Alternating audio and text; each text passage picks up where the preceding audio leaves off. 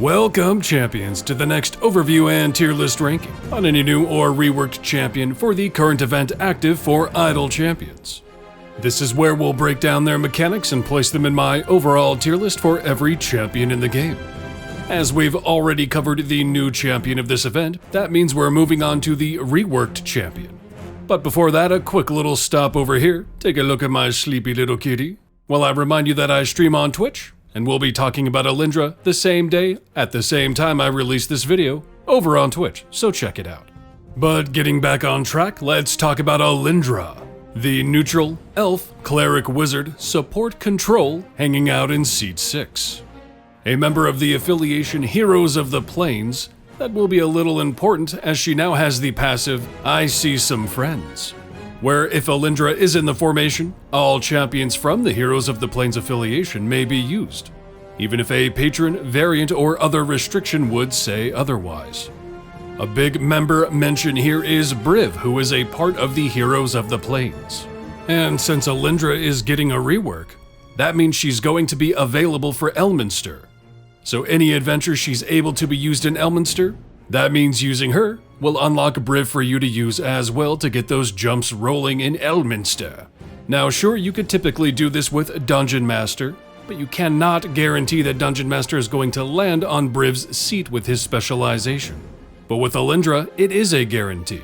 And Alyndra's buffing is better than Dungeon Master's, but to what degree? Let's take a look. First off, her main attack is Mind Spike, where she deals damage to a random enemy and will slow them by 50% for 3 seconds. And then her ultimate, Portent, where Alyndra buffs the damage and attack speed of the next champions who use their ultimate attacks. How many will depend on her specialization, a baseline of 2 up to 3. A lot of her kit revolves around this Portent, so let's talk about her formation abilities. Her primary source of damage buffing comes from Circle of Divination, where she increases the damage of adjacent champions. She will pre-stackatively increase this with I Have Foreseen This, where for each champion in the formation affected by her Portent, her ult, Circle of Divination is increased, stacking multiplicatively. Now remember, this is a baseline of 2 champions per use of her ultimate, or up to 3 depending on a specialization choice. And that buff on them will last for 40 seconds. However, if that champion who has Portent on them uses their ultimate ability again before that buff expires, that Portent buff duration is refreshed. This gets a bit complicated and honestly a little clunky, but let's break this down. Let's say we have not taken the specialization and we have a baseline of 2 champions that can benefit from this per use. So first step, Alyndra uses her ultimate. Step 2, 2 other champions use their ultimate and get the Portent buff. No other champions who use their ultimate will get this buff now, only those first 2 unique champions. If their ultimates are short enough, they can reactivate their ultimate to reapply that Portent buff they have already received.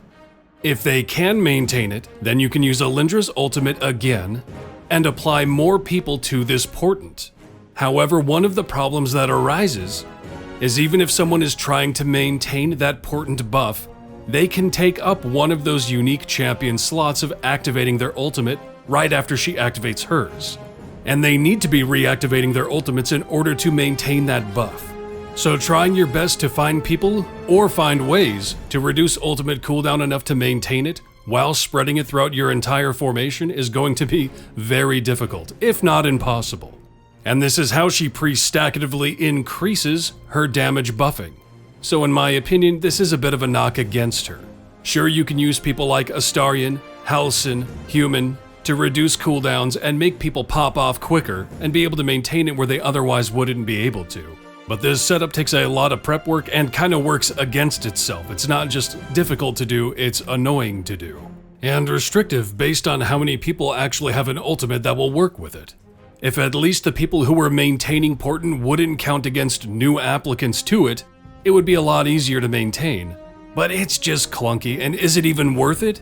In my opinion, not really. Anyway, let's move on. She also has Brows of Judgment, where Griff, Alyndra's owl companion, sits on Alyndra's shoulder and judges enemies as they spawn. They have a 25% chance to judge normal enemies as unworthy, and a 100% chance to judge bosses as unworthy.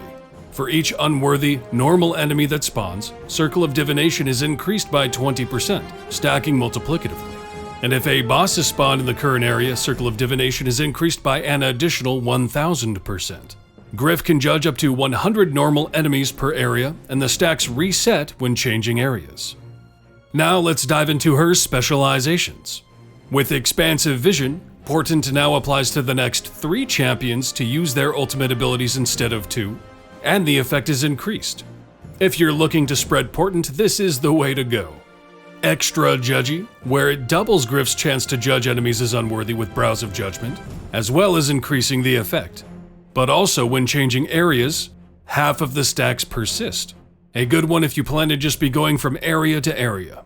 Then Heroes of the Plains, where if Portent is applied to a champion under the effect of certain Heroes of the Plains champion's abilities, those effects are increased in power.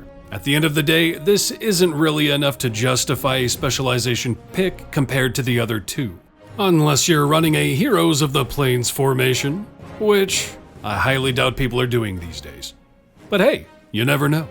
Her equipment isn't terrible, starting with all champion damage, 1 for I Have Foreseen This, which is a pre-stack, 1 for her Circle of Divination, 1 for her Specializations, 1 for her Brows of Judgment, and finally Ultimate Attack cooldown. Her feats are about in the same category, everything you would expect.